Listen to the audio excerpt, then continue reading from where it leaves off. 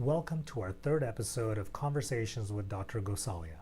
If you've been watching the last few videos, please hit the subscribe button right down there. Greatly appreciate it.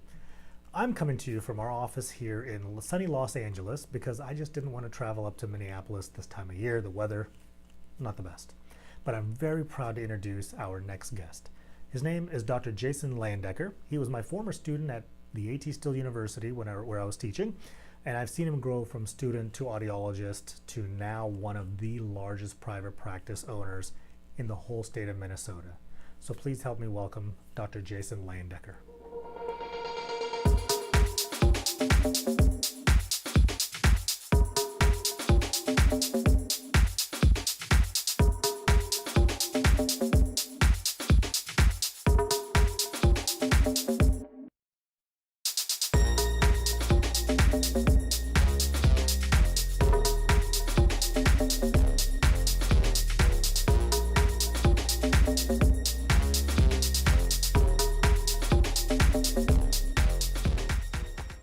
Hey guys, Amit Gosalia. I'm actually sitting here with Dr. Jason Leyendecker, and he's the owner of Audiology Concepts in Minnesota, and he has 5 locations. He's actually married with 2 children. So Jason, thanks for being our second guest on Conversations with Dr. Gosalia. Glad to be here. So, where did you grow up? I grew up in central Minnesota, a very small town, about 2,500 people, and Paynesville, Minnesota is the name of the town, but I lived 10 miles out of that town.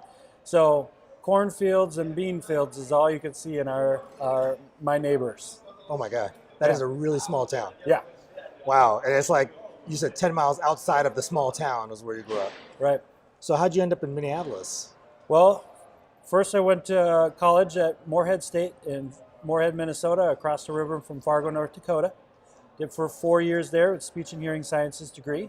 Then moved down to Arizona, where I went to grad school at A.T. Still University. I've heard of that. Took my 4th year at a practice in Minneapolis. In fact, the practice that I'm in now. Very nice. Yep. Very nice.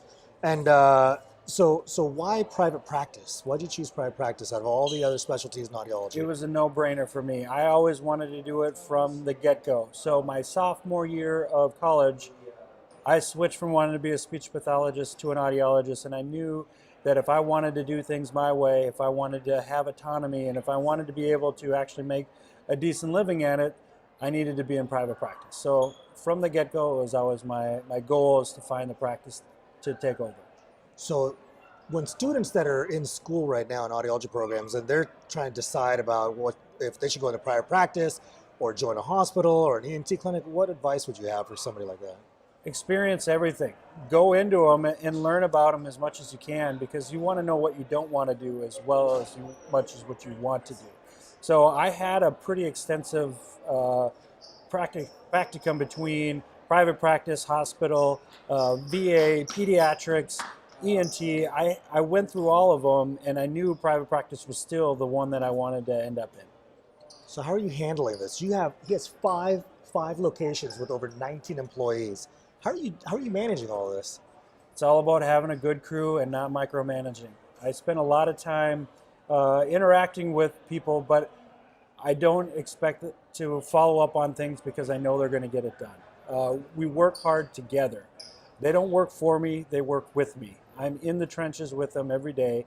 I have somebody doing my business stuff for me, and he's in the trenches doing business, but I can still see patients all day long and practice audiology the way I wanted to, and I don't have to micromanage because I know that they're following my lead and doing the same thing. So trust in your teams, no micromanaging. Right.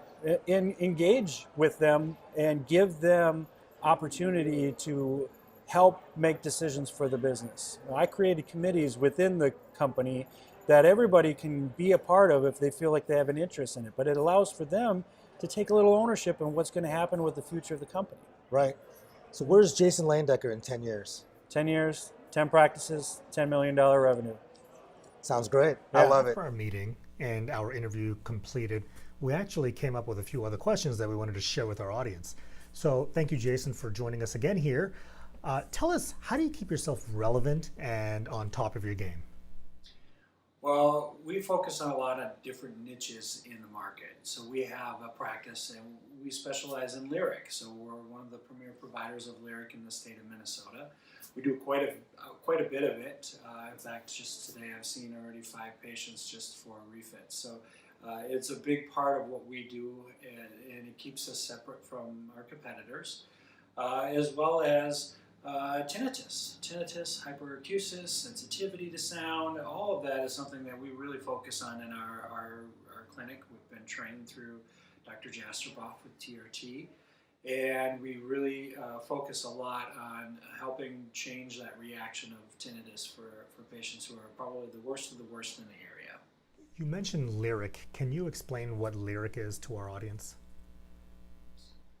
Lyric is the only extended wear invisible hearing aid on the market. Most products are available in any capacity. It's going to be digital, but this one's analog, so it's more natural. It's pure sound. People really enjoy it. It's a niche product. It's not for everybody, but it works well in our office, and we have some very successful patients that wear it.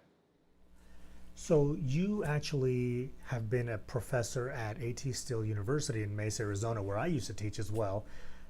And one of the things that I ask you a lot of questions about privately offline is about tinnitus and misophonia and some other things. So how do you manage tinnitus in your practice? So with our tinnitus clinic, it is completely private pay, which allows for us to focus on the amount of time that's necessary for the patient. We're trying to bill for it and doing pitch and loudness match. It's not enough to cover the cost of the time that's necessary to treat a patient with tinnitus. So that separates us a little bit from how we do it, and it's a private entity, part of our separate LLC within our company. And then we established ourselves in the market as the tinnitus provider and sensitivity and misophonia provider. So we have a great network of psychologists and ENTs as well as audiologists that refer to us to keep us kind of separate from just anybody else that's going to pop a hearing aid on somebody.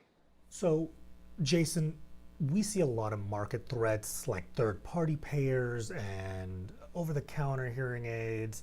What motivates you to continue growing? It's really about making sure that we're helping as many people, providing access to care to everybody that we can, and providing evidence-based care and doing it the right way. So all of that together is what really motivates me to keep moving. Great. Yeah. I love it. So tell us, before we end here, tell us 3 things that we don't already know about you. Well, first off, you were my professor for AM2 course. Well, I knew that part. Yes. And you've been a lifelong mentor for me. Thank you. On top of that, I'm a huge outdoorsman.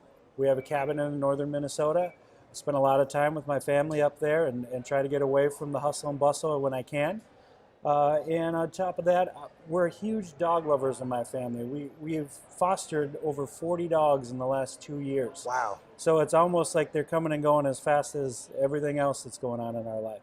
But it's a huge part of what we like to do and give back to the community.